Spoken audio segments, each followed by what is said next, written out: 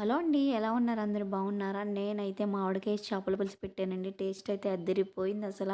మా ఇంట్లో వాళ్ళందరూ ఇష్టపడే చేపల పులుసు ఎలా చేసుకోవాలో చూసేద్దాం రండి. ముందైతే చేప ముక్కలు, ఉప్పు, కారం, కొద్దిగా ఆయిల్, పసుపు వేసుకొని అయితే పక్కన పెట్టేసుకోవాలి. తర్వాత మామిడికాయని తీసుకొని అలా పీల్ తీసేసుకొని ముక్కల కింద అయితే చేసేసుకున్నా. ఇంకా కచ్చపచ్చగా అయితే మిక్సీ పట్టుకొని పక్కన అయితే అది పెట్టేసుకోవాలి. ఇప్పుడు అందులో ఆ మిక్సీ జార్లోకి ఉల్లిపాయలు, టమాటాలు అయితే కట్ చేసుకొని పెట్టేసుకోవాలి. ఉల్లిపాయలు, టమాటా ముక్కలు అలాగే మెంతులు, ఆవాలు, జీలకర్ర, వెల్లుల్లిపాయలు, అల్లం వెల్లుల్లి పేస్ట్ కొద్దిగా వేసుకోవాలండి. నేను ధనియాలకు బదులుగా ధనియాల పౌడర్ అయితే వేసుకున్నాను. వెల్లుల్లిపాయలు అనేది ఎక్కువ వేసుకోవాలండి. ఎక్కువ వేసుకోవడం వల్ల ఫ్లేవర్ అనేది బాగుంటుంది పులుసు. నేనైతే ఎక్కువ వేసుకుంటాను. పెద్దదైతే ఒకటి, చిన్నదైతే రెండు అలా వేసేసుకుంటాను అనమాట.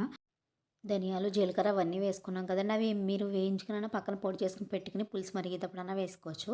నేనైతే డైరెక్ట్ ఇందులోనే వేసేసుకుని మిక్సీ అయితే పట్టేసుకుంటాను. ఇలా ఇవన్నీ కచ్చాపచ్చిగా మిక్సీ పట్టుకున్న తర్వాత ప్యాన్ పెట్టుకుని కర్రీకి కావాల్సిన ఆయిల్ అయితే వేసుకోవాలి. ఆయిల్ కాగిన తర్వాత మనం ముందుగా పేస్ట్ చేసుకున్న పేస్ట్ని అయితే అందులో వేసేసుకుని ఒక 2 మినిట్స్ అయితే మగ్గించుకోవాలండి. అలా కొంచెం మగ్గిన తర్వాత ఇందులో మనం ముందుగా మామిడికాయని అయితే మిక్సీ పట్టుకున్నాం కదా, దాన్ని కూడా ఇందులో వేసేసుకోవాలి.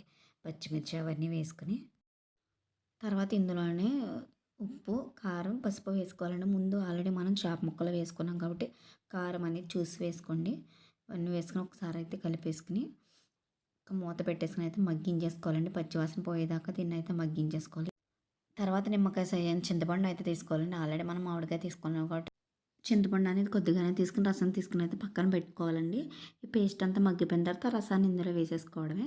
రసం మరిగేటప్పుడు మీరు మామిడికాయ ముక్కలన్నా వేసుకోవచ్చండి. నేను ఏంటంటే ముందుగానే పేస్ట్ చేశాను కాబట్టి ఇంకా మామిడికాయ ముక్కలు వేసుకోవట్లేదు. మీరు పేస్ట్ చేసుకోకుండా మామిడికాయ ముక్కల కింద చేసుకుని ఇలా ఈ టైంలో అన్నా వేసుకోవచ్చు. ఇప్పుడు ఇలా పులుసు అంతా మరుగుతుంది కదండి. మరిగేటప్పుడు మనం చేప ముక్కలు ముందు మ్యారినేట్ చేసుకున్నాం కదా, ఆ ముక్కలన్నీ తీసుకొచ్చి అయితే పులుసులో వేసేసుకోవాలండి. ఆ ముక్కలన్నీ వేసేసుకున్న తర్వాత ఒకసారి గరిటె పెట్టి అయితే తిప్పేసుకోవాలి. ఎందుకంటే మనం ముందు ఉప్పు, కారం, పసుపు అన్నీ వేసుకున్నాం కదా, పులుసులోకి అవన్నీ వెళ్ళేలాగా తిప్పుకోవాలి. తర్వాత మళ్ళీ గరిటె పెట్టి తిప్పకూడదండి. తిప్పడం వల్ల ముక్క అయితే విరిగిపోతుంది. అలా ఒకసారి కూర అంతా గరిటెతో తిప్పుకున్న తర్వాత అందులోనే కరివేపాకు అలాగే బెండకాయ ముక్కలండి. నేనైతే బెండకాయలు ఖచ్చితంగా వేస్తానండి. చిన్న చేపలు తప్పించి పెద్ద చేప ఏ విధంగా ఉన్నా సరే బెండకాయ ముక్కలు అనేది కంపల్సరీ. మా పిల్లలకి చాలా ఇష్టం. గోదావరిలో చేపల పులుసు అంటే బెండకాయలు ఖచ్చితంగా ఉండాలి కదా మరి.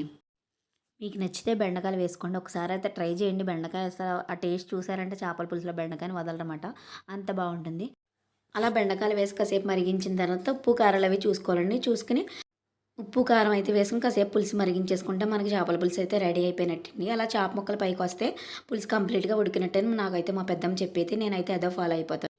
ఫైనల్‌గా కొత్తిమీర వేసుకుంటే చేపల పులుసు అయితే రెడీ అయిపోయినట్టండి. నేనైతే కొత్తిమీర మర్చిపోయాను. మీరు వేసుకోండి. చేపల పులుసులో తలకాయ అంటే ఎంతమందికి ఇష్టం కామెంట్ చేయండి. నాకైతే చాలా ఇష్టం. టేస్ట్ భలే ఉంటుంది కదా! అంతేనండి. వీడియో నచ్చిందా? నచ్చినట్లయితే like, share and subscribe. Thank you.